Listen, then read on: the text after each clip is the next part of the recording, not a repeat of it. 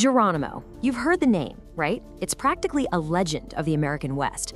But behind that myth of the fearsome warrior, there's a story of incredible loss, a relentless chase, and a final chapter that, honestly, challenges everything you think you know about him. So let me just start with this question, because it really sets the stage. Why would the United States Army send out 5,000 soldiers, that's a full quarter of its entire force at the time, to hunt down just 38 people? And we're talking men, women, and children here. What could possibly make them that determined?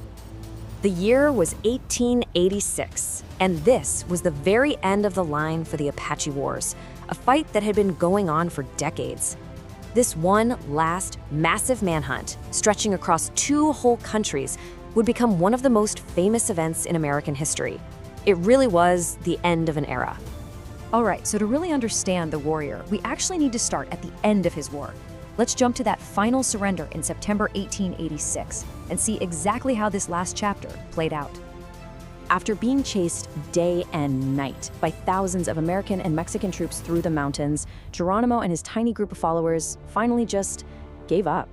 They were completely worn down, with no time to rest, no chance to find food. The fight was over. But you gotta understand, this surrender wasn't the beginning of the story. It was the end of a life that was really forged in violence and totally fueled by revenge. So, what drives a man to fight so hard against impossible odds? The answer isn't what you might think. It's not about land or politics, at least not at first. For Geronimo, this whole war was deeply, deeply personal. If you look at his early life, there is this crystal clear dividing line, a before and an after. He was born Goyelya, which means the one who yawns. And by all accounts, he was a peaceful guy, a husband, a father of 3. But then, in 1851, one single horrific event just shattered his world and created the warrior we now know as Geronimo. So picture this. The men of his tribe, they're away from the camp. They're peacefully trading in a nearby town called Llanos.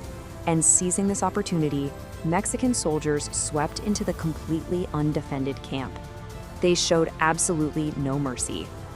In his own autobiography, Geronimo remembered the moment he got back. He said, "I found that my aged mother, my young wife, and my 3 small children were among the slain." He didn't come back to a camp. He came back to a slaughterhouse. And one afternoon, his entire world was just wiped out. And from that day on, his life became a 35-year war of revenge. But Geronimo's personal tragedy, as huge as it was playing out against a much larger backdrop.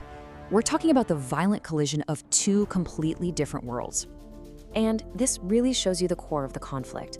On one hand, you've got the Apache. Their whole way of life was about freedom, about moving across the land. But on the other hand, the US government demanded they be stuck on reservations. And these places, like the San Carlos Reservation, were awful. Barren land, rampant with malaria, run by corrupt officials. For a people who lived for freedom, this was basically a death sentence. And that's why Geronimo broke out and went back to fighting not once, not twice, but 3 separate times. Well, over time, the US Army got smarter. They started fighting fire with fire, recruiting rival Apache tribesmen as scouts, guys who knew the land just as well as Geronimo did. They also rolled out new tech, like the heliograph network. Think of it like a 19th century text message system using mirrors and sunlight.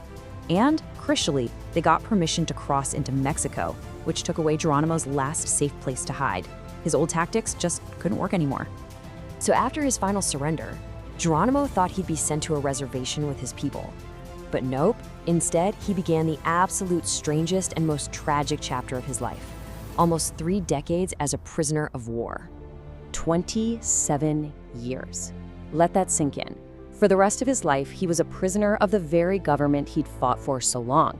And it wasn't just him. The few hundred remaining Chiricahua Apaches, and in a really cruel twist, even the Apache scouts who helped the army track him down, they were all shipped east as prisoners. They were moved from the dry Southwest to the humid swamps of Florida, where disease just tore through their people. From there, it was on to Alabama, where tuberculosis killed nearly a quarter of those who were left. And finally, they were sent to Fort Sill, Oklahoma, where Geronimo would live out the rest of his life, believe it or not, as a farmer. And this is where the story gets really bizarre. The army quickly realized that its most feared enemy had somehow become a national celebrity. The American public was just fascinated by him. And so, while he was still a prisoner, Geronimo was trotted out for everyone to see. He was put on display at World's Fairs and expositions all over the country. He even rode his horse down Pennsylvania Avenue in Teddy Roosevelt's 1905 inaugural parade.